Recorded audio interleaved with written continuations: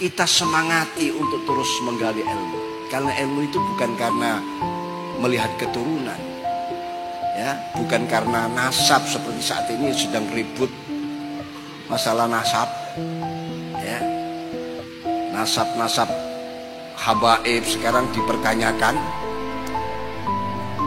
Saat sekarang ini, ya, Rasulullah sudah mengingatkan sebenarnya, mengingatkan man batta'a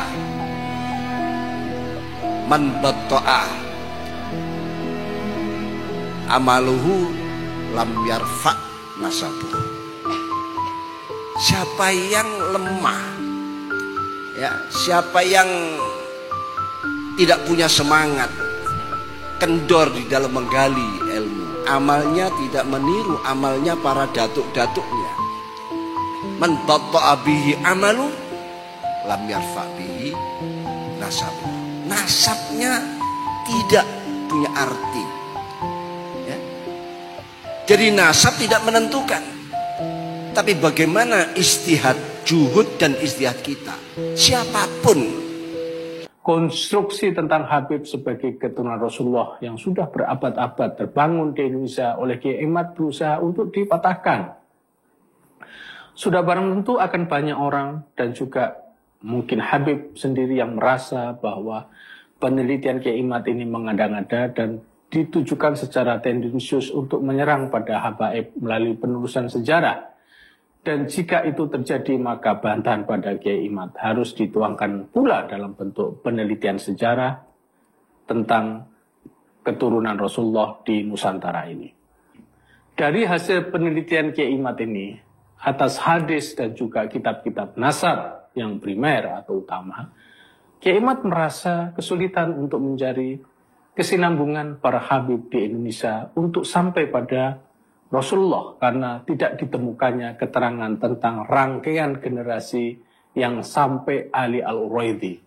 Kiai Imad menyatakan bahwa keturunan Ali Al-Uraidi tidak ditemukan pada sumber-sumber hadis dan pada abad 3 Hijriah di mana masa hidup Ali Al-Uraidi belum ada kitab nasab yang tertulis. Kitab nasab baru ada sejak abad 5 dan menurut kitab ini memang Ali Al-Uraidi memiliki keturunan 4, Muhammad bin Ali Al-Hasan bin Ali, Ja'far bin Ali dan Ahmad bin Ali dalam kitab Tahdzibul Ansab karya Al-Ubaidili. Dalam berbagai kitab, meskipun berbeda soal jumlah anak, namun mereka berpendapat bahwa Ali Al-Uraidi memang memiliki anak. Anak Ali Al-Uraidi yang menjadi perangkai habaib sampai ke Rasulullah, kata Kiai Imad, ada pada Muhammad An-Naqib yang memiliki anak bernama Isa. Lalu Isa memiliki anak Ahmad Muhajir dan Ahmad Muhajir memiliki anak bernama Ubaidillah.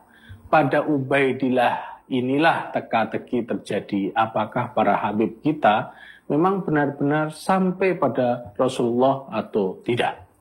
Kiai Imad lalu berpendapat bahwa berdasarkan Imam Fakhrur Razi dalam kitab Asy-Syajarah Al-Mubarakah, Ubaidillah sebagai anak Ahmad bin Isa itu tidak terkonfirmasi.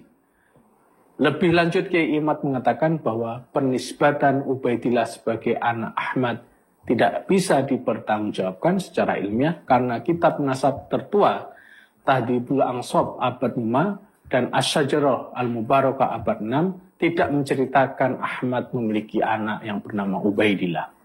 Memang ada kitab-kitab nasab yang menyebutkan Ubaidillah sebagai anak Ahmad bin Isa, namun menurut Kiai Imad itu tidak kuat karena adanya keterputusan riwayat. Nama Ubaidillah sebagai anak Ahmad bin Isa baru muncul pada abad 10 dan tak tersebut dalam kitab-kitab sebelumnya. Apa yang dilakukan oleh Kiai Imad ini sangat menarik karena keberaniannya mengungkapkan hasil penelitiannya untuk dibaca oleh banyak kalangan, termasuk dibaca oleh kalangan Habib. Selain itu, topik yang dibahas juga merupakan topik yang sensitif. Konstruksi tentang Habib sebagai keturunan Rasulullah yang sudah berabad-abad terbangun di Indonesia oleh Kiai Imad berusaha untuk dipatahkan. Sudah barang tentu akan banyak orang dan juga mungkin Habib sendiri yang merasa bahwa penelitian Kiai Imad ini mengada-ngada dan ditujukan secara tendensius untuk menyerang pada habaib melalui penerusan sejarah. Dan jika itu terjadi, maka bantahan pada Kiai Imad harus dituangkan pula dalam bentuk penelitian sejarah tentang keturunan Rasulullah di Nusantara ini. Bagi saya, penelitian Kiai Imad ini bisa dikatakan sebagai model bagaimana santri atau kiai mempelopori model kerja ilmiah yang didasarkan pada data-data sejarah yang konkret, bukan data-data sejarah yang mitologis. Bagaimana jika Kiai Imad terbukti salah? Jika terbukti salah dan terbukti salahnya juga menggunakan prosedur riset ilmiah, maka itu sangat wajar dan biasa terjadi. Tinggal nanti data dan argumen sejarahnya yang diadu di antara berbagai temuan yang ada. Namun jika penolakan atas penelitian Kiai Imad ini dilakukan dengan cara yang tidak ilmiah, misalnya kecemasan, kecaman, dan kekerasan, maka itu tidak bisa diterima. Penelitian harus dibalas dengan penelitian, itu pakemnya. Sebagai catatan, konstruksi sejarah yang kelihatannya mapan, termasuk tentang Habib-Habib di Indonesia, pada dasarnya adalah bahan sejarah yang terus-menerus terbuka untuk diteliti.